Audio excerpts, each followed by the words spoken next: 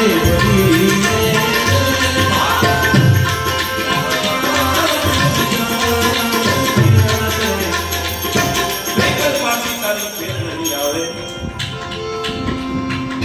વસ્તુ જતી રહે પછી પાછી નથી આવતી. એક બાણમાંથી છૂટી ગયેલું તીર એ પાછું ન આવે, અને મોઢામાંથી નીકળી ગયેલું વેણ એ કદી પાછું ન આવે, અને ત્રીજું જે પળમાં આપણે જીવીએ છીએ એની એ પળ ફરીવાર પાછી આવતી નથી. એટલા માટે જ નરસિંહ મહેતાએ કહ્યું છે આજની ઘડી રળિયામણી. જે ઘડીમાં આપણે જીવન જીવીએ છીએ એ ઘડી જ રળિયામણી છે. આની આ ઘડી પાછી ફરીવાર આવે તો નહીં આવે તો હવે નહીં કદાચ 5 મિનિટ પહેલા તમે હારે જીવી માવો ખાધો અને વળી પાછું ન થઈ ગયું, ખબર જ નથી કોને ખબર ક્યારે આ દેહનું પૂરું થઈ જાય. અને આ ભવાટવીમાં હું તમે ભૂલા પડ્યા છીએ, ઉતરીએ છીએ સત્યનો માર્ગ પણ ભટકી ગયા છીએ. આવ્યા છીએ ઈશ્વરે આપણને અહીંયા ભજન કરવા માટે મોકલ્યા હતા. ભજન મેળ પડતું અને ભોજનનો હાથ પડે એટલે તમારે કેશવગીરી પડે એમ પડે.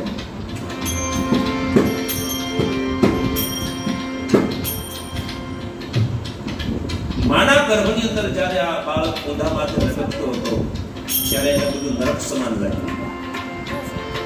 કારણ કે બધું અંદર લોહી, બધું હાડ, માંસ, ચામ એ બધું જોઈને એટલે જીવ, નાના એવા જીવને થોડા પેટમાં ભેગું. એટલે ઊંધા માથે લટકતા લટકતા એ જીવાત્માએ ભગવાનને પ્રાર્થના કરી. ચેતના તો હતી જ એનામાં. હે ભગવાન, હવે આ ગર્ભમાંથી મને બહાર છોડાવો, મને જન્મ આપ. આ નરકમાં મને ગમતું નથી. ત્યારે ભગવાન એની સામે પ્રગટ થયા અને ગર્ભમાં ભગવાને કહ્યું હું તને એ જીવ મુક્ત કરું આ ગર્ભસ્થાનમાંથી, પણ એક શરતે. શું? કે સંસારમાં આવ્યા પછી તારે માત્ર ને માત્ર મારું ભજન કરવાનું, મને ભૂલવાનું નથી. અને એ વખતે ઘણી વાર આપણે છે ને ઉતાવળમાં હા પાડી દીધી કે હા ગંગામાં હરિદ્વાર ગયા હોય, ગંગામાં નાતા નાતા વૈરાગ જાગે ને એ ત્યાં પીડા થઈ જાય. એ વખતે તમારે આમ એવા આમ ગંગા સરોવરના પાણીના કોરે કોરા પીતરું પીતરું પીતરું પીતરું અરે આ એ પોતે પેઢીનું ઉદ્ધાર કરવા આવ્યો ને એવું લાગે. પણ બહાર નીકળી તરત પીડીઓ ભરતા હોય એટલે કે કાંઈ વૈરાગ તો કે એ પીડી સ્વર્ગની સીડી તો ચડી એવો એ ક્ષણિક વૈરાગ છે. ઉનાભાઈ કબીર સાહેબ એક સ્મશાન યાત્રામાં ગયેલા. કબીર પંથનો એક કોઈ જીવાત્મા સાહેબ એ દેવ થઈ ગયેલા. એટલે કોઈએ કીધું કે ભાઈ કબીર સાહેબ પણ આમ આવ્યા છે, પણ બધાના રૂપ એક હતા. બધાએ ટોપી પહેરેલી હોય, સાચ વાળું સ્મશાન બધાય કપડા સરખા, કારણ કે સાહેબ પંથી કબીર પંથી બધાને. હવે આમાં કબીર સાહેબ કોણ છે એ કેમ ખબર પડે? એટલે એક જીવને આમ લાલચ જાગી કે મારે કબીર સાહેબને ઓળખવા છે, એને કોઈ લાગુ છે. એટલે કોઈ કીધું ભાઈ ટોપી આમ પહેરી હશે અને એ કબીર સાહેબ બોલાય છે. જોયું તો બધાય ટોપી પહેરેલી. એટલે આમાં કબીર સાહેબને ઓળખવા કેમ પાછો ગયો? ભાઈ ટોપી વાળા તો બધા છે, આમાં કબીર સાહેબ કોણ? તો કે આ બધા જ્યારે મળતું અને એની અગ્નિ સંસ્કાર થઈ જાય અને ત્યારે તારે ઊભું રહેવાનું. પણ એક જો કે બધાના માથા ઉપર દીવો પ્રગટ હશે તો એકના માથા ઉપર દીવો પ્રગટ હોય તો સમજવાનું કે એ કબીર સાહેબ. એટલે વળી પાછું જોયું બધાય માથા પર દીવા. વૈરાગ જાગી ગયેલો બધાને, સ્મશાનનો વૈરાગ. એટલે વળી પાછો ઓલો સાધુ પાસે ગયો, બાબુ કે બધાને માથા ઉપર દીવા હળગે છે તો કે હવે મળતું બળી જાય. અને પછી બધા બહાર નીકળે સ્મશાનના ડેલાની બહાર. અને બહાર નીકળ્યા પછી જેના માથા ઉપર એમનો દીવો પ્રગટ હોય તો માનજે કે કબીર સાહેબ. એ જેવા ડેલા બહાર નીકળે એટલે ફટ દીવો પૂજે. એક નીકળે, બે નીકળે, ચાંપા લગભગ નીકળી ગયા. છેલ્લે એક મહાપુરુષ નીકળ્યા, એ ડેલા બહાર નીકળી ગયા છતાં એના માથા પર વૈરાગનો દીવો સળગતો હતો. ત્યારે કીધું હવે ખરેખર આ કબીર સાહેબ છે. મારો તમારો વૈરાગ છે ને સ્મશાનનો વૈરાગ છે. સ્મશાનમાં દીવા પ્રગટ હોય બધાયના, હું ભલાઈ દીધેલા હોય, હું હાજર લાવ્યા, હું લઈ જાઉં, આ બાળક પહેલા એમ આપણને બધા પાળી દેવા નથી. અરે ભાઈ કાંઈ લાવ્યા નથી, સિકંદર જેવો પણ આમનો મરી ગયો, આપણે બધા અહીંયા લાવવાનું. એવો વૈરાગ હોય ની વખતે એમ થાય કે આ ઘરે નહીં થાય. પણ સ્મશાન પૂરતું જેવા દરવાજાની બહાર નીકળે એટલે એ વૈરાગ પૂરો. એટલે જીવાત્માને પરમાત્માએ કીધું તું ભજન કરીશ ત્યારે હા એ જીવ બોલે બંધાણો. અને ભગવાને કૃપા કરી મને તમને મનુષ્યનો જન્મ આપ્યો. દેવોને દુર્લભ એવો મનુષ્ય જન્મ મળ્યો છતાં એ ભજન કરવા માટે આવેલો એ જીવ આ ભવાટવીમાં આ ભવસાગરની ભૂલવણીમાં વીતી ગયા જો તો 4 ફેરા ફરી પછી ફેરા ફરે સુરકાના શાસ્ત્રીજી કે પુનરપી મરણમ પુનરપી જનનમ પુનરપી જનની જઠરે શયનમ એ પુનરપી મરણમ મરે જીવે મરવું જીવન વળી પાછી આ મારા પેટે અવતાર લે વળી કાકીડો બને ક્યારે કબૂતર બને ક્યારે ઘોડો બને એ ભવસાગરની ભૂલવણીમાં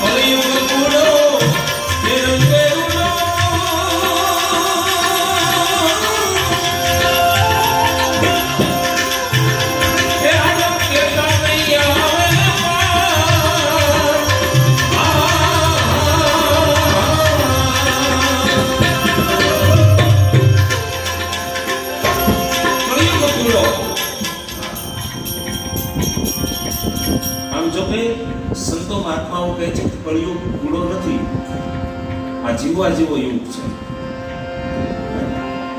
જૂના કાળના વડીલોને તમે એના જીવન તપાસો ને એની કરતા તો અત્યારે બહુ હાથ દરજે સારું છે, જીવવા જેવું આયુ છે, પૂરો છે. કળિયુગમાં આમ તમે જુઓ તો બધું જ નકામું છે, જે કંઈ જોઈએ છે એ બધું સત્ય નથી. પણ એક આપણા માટે મોટામાં મોટો ફાયદો એ છે, કારણ કે જે સતયુગમાં જે લોકો ધ્યાન કરી વર્ષો સુધી ધ્યાન ધરતા ત્યારે એને મોક્ષ મળતો. પછી ત્રેતા યુગના લોકો યજ્ઞો કરી તૂટી જતા ત્યારે એને મોક્ષ મળતો. અને દ્વાપર યુગમાં ભગવાનની પૂજા પાઠ કરી આમ શરીરને તોડી નાખતા ત્યારે એને મોક્ષ મળતો. ત્યારે અત્યારે આપણે ધ્યાન કરવાની જરૂર નથી, યજ્ઞ કરવાની જરૂર કરે એને. કારણ કે આપણે ખેતીવાડીનો એક નિયમ છે કે જે ઋતુમાં જે પાક થતો હોય, ઘઉંની સિઝનમાં ઘઉં લેવાય, બાજરાની સિઝનમાં બાજરો, કપાસમાં બરાબર એવું હોય ને, એમ આ કળિયુગમાં મોસમ છે હરિનામની. નથી ધ્યાન કરવાની જરૂર, ધ્યાન કરવા કરતા ધ્યાન રાખીને જીવવાની જરૂર છે. કારણ કે અત્યારે કાળ આવે છે, કોરોના કાળ, કચિંગ કાળ, એટલે ધ્યાન રાખીને આવે. તો ધ્યાન કરવું, યજ્ઞ કરવો એ આપણી જેવા માટે બરાબર નથી. કારણ કે ધ્યાન કરવામાં તો આમ કેટલું આસન જમાવવું પડે, જે કરતા હોય ખબર, આપણને એમાં કાંઈ ખબર પડે નહીં. યજ્ઞમાં કેટલું 4-5 શાસ્ત્રી ગુરુદેવોને બોલાવવા પડે, કેટલું ઘી, કેટલું ગાય, ચોપડવાય ન હોય, પછી કેટલા પૂજાપાન, ફળ ફળાદી, પત્રમ પુષ્પમ ને તોયમ ને ફલમ ને કેટલું લાવવું પડે. પછી ધુમાડો ખાઈ તૂટી જાય, પછી શ્રીફળ હોમે અને પછી આપણને એનું કોઈ ફળ મળે.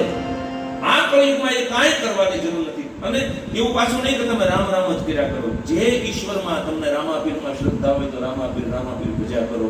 અને એવું નહીં માળા લઈને જપવું. જ્યાં તમને સમય મળે એનું કોઈ મુહૂર્ત નહીં કાઢવું પડે. બે વસ્તુનું મુહૂર્ત ન હોય, ભજન અને ભોજનનું. આ ભોજન આપણે કરવા બેસી ત્યારે કોઈ સોગડિયું જોઈને બેઠું, કાલ સોગડિયું આવતું હોય તો 18 ગુનો થાય. જેમ ભોજન કરવા માટે કોઈ મુહૂર્ત નથી હોતું, કોઈ સોગડિયું નહીં, એમ ભજન કોઈ પણ સમયે થઈ શકે. ગળતી માધમ રાત જાડેજા,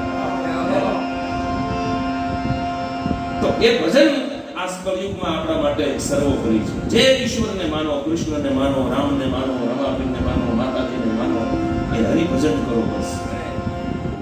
ખોટે ખોટું ગપ્પા મારવા, વાતો કરો તો મારા રામની, બીજી વાતો ન કરવી, તાળી પાડો તો મારા રામની, બીજી તાળી બેતાવું ન થવું એમ. એટલે કે છે